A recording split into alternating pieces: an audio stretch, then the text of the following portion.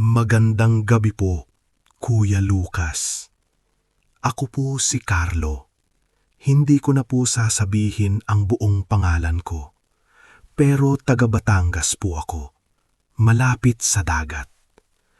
Lumaki po ako sa amoy ng asin, sa tunog ng alon, at sa mga kwentong ibinubulong ng matatanda tuwing gabi. Pero isa lang po ang alam ko ngayon. Hindi lahat ng kwento tungkol sa dagat ay kwento lang.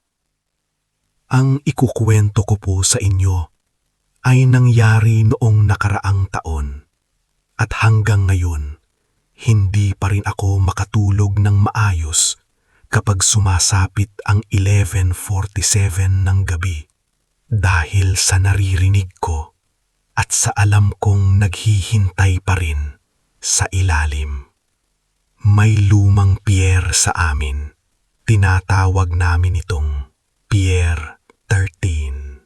Hindi ko alam kung bakit 13 ang numero.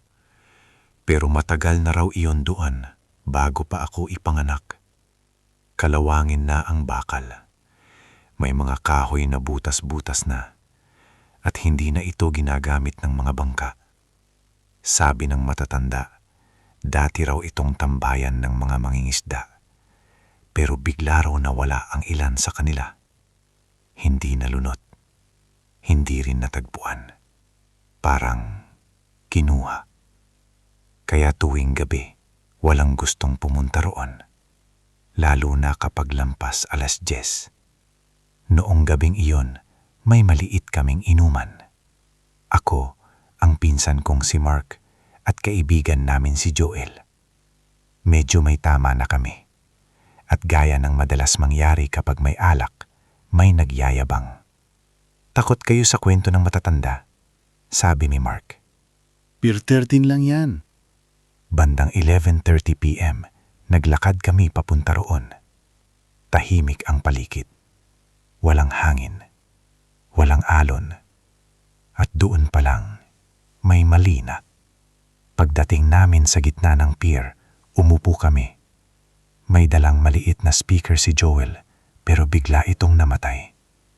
Fully charged pa raw iyon. Nagtawanan pa kami, hanggang sa narinig namin ang unang tunog. Tok, tahimik. Tok, tok. Parang may kumakatok sa ilalim ng kahoy. Hindi malakas, pero malinaw. Napatingin kami sa isa't isa. Isda lang yan, sabi ni Mark. Pero hindi iyon tunog ng isda. Parang may kamay. Bandang 11:47 p.m., biglang tumahimik ang paligid. Mas tahimik pa sa dati. At doon namin narinig isang mabigat na paghinga.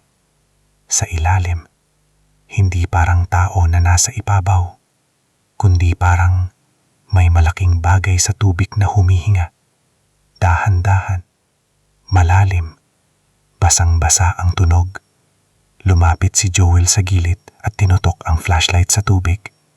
At doon ko nakita, sa ilalim ng pier, may anino. Hugis tao, pero hindi normal ang proporsyon. Mas mahaba ang mga braso, mas makapal ang likod, at parang may mga nakausling tinik. Tapos may dalawang mata, dilaw, hindi kumukurap, at nakatingin diretso sa amin. Hindi ito lumubog, hindi rin umatras. Bagkus, dahan-dahan itong umangat. Lumabas ang ulo, kaliskis ang balat, may balikpik sa gilid ng muka. Ang buhok, parang pasang tamong dagat, at ang ngiti, hindi ko makakalimutan ang ngiting iyon. Hindi galit, hindi agresibo, parang natutuwa. Hindi ito tumalon, hindi ito sumugot. Isang segundo lang, isang iklap. May mahaba at madilim na bagay na parang buntot o braso ang sumirit mula sa tubig. At hinila si Mark pababa. Walang sigaw, walang pagkakataon. Isang kurap lang. Wala na siya. Tubig lang ang gumalaw at bumalik ang katahimikan. kinabukasan, hinanap si Mark. Walang nakita. Pero hindi ako mapalagay. Kaya bumalik ako sa Pier 13 mag-isa. Maliwanag pa noon. At doon ko napansin. Sa ilalim ng pier, may mga marka sa kahoy. Parang kinakamot. Paulit-ulit. At may nakaukit na hugis. Parang simbolo. Hindi ko maintindihan. Pero parang may ibig sabihin. Isang linggo matapos mawala si Mark, may natagpuang bangkay sa ilalim ng pier. Hindi inaanot. Hindi nakalutang. Nakaupo. Parang may kausap. Ang katawan niya, may maliliit na marka ng kagat. Hindi malalaki. Parang tinikman. Ang mata niya, nakatilat at nakatingin sa tubig. Simula noon, tuwing 11:47 p.m., may naririnig ako sa ilalim ng kama ko. Tok, tok, tok. At kapag inilalapit ko ang tenga ko sa sahig, naririnig ko ang paghinga. Mabigat, basang-basang. At minsan, may boses. Hindi malakas, hindi sigaw, bulungan. Sa loob ng ulo ko, may kulang pa. Isang gabi, hindi ko nakayana. Lumabas ako ng bahay. Naglakad papunta sa dagat. Parang may humihila. Parang may tumatawag. Pagdating ko sa Pier 13, may nakita akong anino sa tubig. At sa tabi nito, may isa pa. Mas maliit, mas payat.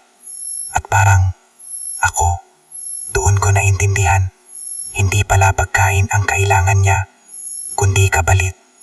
Bawat kinukuha niya, may nagiging tulad niya. At alam kong, hindi pa tapos. Hindi lahat ng alamat ay katang-isip. Ang dagat ay hindi lamang tirahan ng isda, kundi ng mga nilalang na mas matagal na narito kaysa sa atin. At kapag may babala ang matatanda, hindi yun para takutin ka, kundi para iligtas ka.